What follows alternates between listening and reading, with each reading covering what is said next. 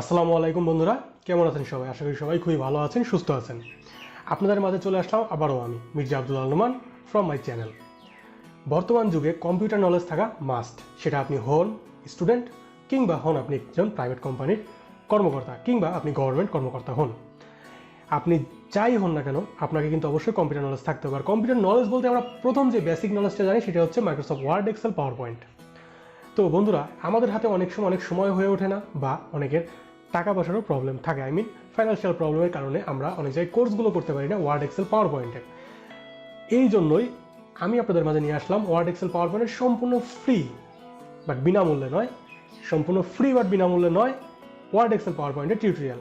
এর জন্য আপনাদের যেটা করতে হবে, জাস্ট আপনাদের ধৈর্য ধারণ করে ভিডিওগুলো দেখতে হবে এবং অবশ্যই ভিডিওগুলো লাইক, কমেন্ট এবং শেয়ার করতে হবে এবং মাস্ট বি সাবস্ক্রাইব করতে হবে। তো বন্ধুরা, বেশি কথা না বাড়িয়ে চলুন শুরু করে দিই আজকের ভিডিও। ফিরে আসছি ইন্ট্রোর পর।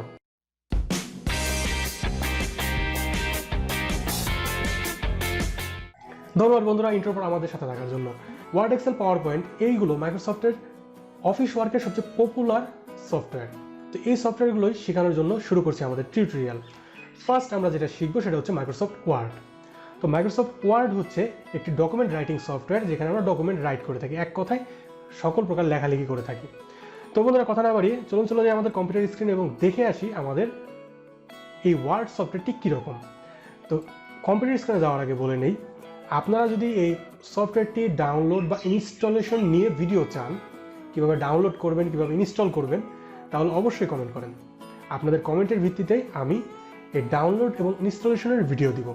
যদি কারো সফটওয়্যার প্রয়োজন হয় আমাকে কমেন্টে জানাতে পারেন, অবশ্যই আপনাদেরকে আমি সফটওয়্যারটিও প্রোভাইড করব। তো বন্ধুরা, চলে যাই আমাদের কম্পিউটার স্ক্রিনে। তো কম্পিউটার স্ক্রিনে আসার পর আপনারা কীভাবে সফটওয়্যারটি খুঁজে পাবেন বা ওপেন করবেন সেটা দেখে নিয়ে আগে চলে যাবেন স্টার্ট মেনুতে যাওয়ার পর সেখান থেকে আপনারা স্ক্রল করবেন। স্ক্রল করে আপনারা ওয়ার্ডে চলে যাবেন। আমার এখানে উইন্ডোজ 10-এ ডাব্লু সেকশনে ওয়ার্ডটা চলে আসছে, সো আমি ওয়ার্ডে ক্লিক করার পর আমার মাইক্রোসফট অফিস ওয়ার্ডটি ওপেন হয়ে গেছে। তো এরপরে চলে যাবো আমাদের ব্ল্যাঙ্ক ডকুমেন্ট, এবং ব্ল্যাঙ্ক ডকুমেন্টে ক্লিক করার পর দেখুন সাদা একটি পেজ চলে আসছে মনের মতো লেখার জন্য, এবং একটি সফটওয়্যার ইন্টারফেস চলে এসেছে। তো এই ইন্টারফেস সম্পর্কে প্রত্যেকটা ভিডিও সিরিয়াল বাই সিরিয়াল আপনাদেরকে জানানো হবে। তো ফার্স্ট আমরা এই সাদা ব্ল্যাঙ্ক পেজে কিছু একটা জিনিস লিখি। তো লেখার ক্ষেত্রে আমি একটা জিনিস বলে নিই, এই ভিডিও দেখে আপনি টাইপিং স্পিড কীভাবে বাড়বেন সেই হ্যাকটিও তবে আমি বলতে পারবো না, তবে সম্পূর্ণ এটা কিন্তু নির্ভর করতেছে আপনাদের প্র্যাকটিসের উপর। তো you know that practice makes a man perfect. So আপনি এখানে টাইপ করতে পারেন a quick brown fox jump over the lazy dog.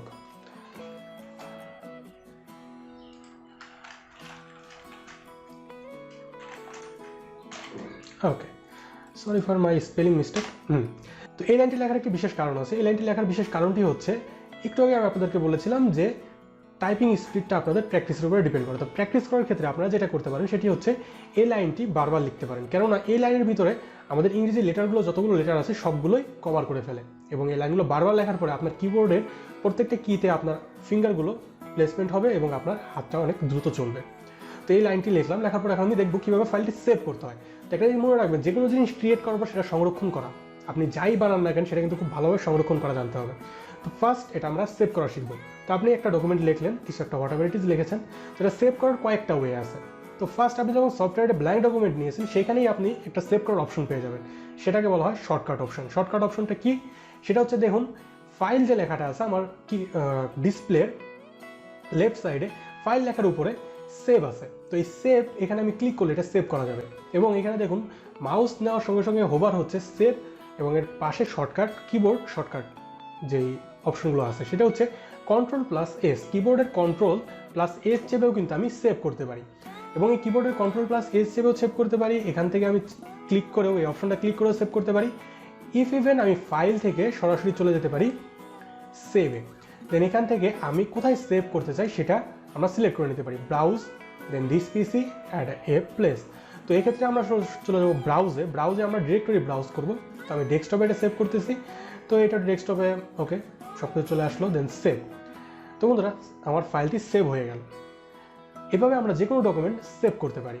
তো বন্ধুরা, আজকে এ পর্যন্তই। আজ আমরা দেখলাম কীভাবে একটি ব্ল্যাঙ্ক ডকুমেন্ট নিতে হয় এবং সেই ব্ল্যাঙ্ক ডকুমেন্টে কিছু লেখার পর সেটা কীভাবে সেভ করতে হয়। পরবর্তী ভিডিওতে আমরা দেখব ইনফো সম্পর্কে, এবং ইনফোতে আমরা কীভাবে ফাইল প্রোটেকশন করতে হয় এবং ফাইল প্রপার্টিস নিয়ে আলোচনা করব।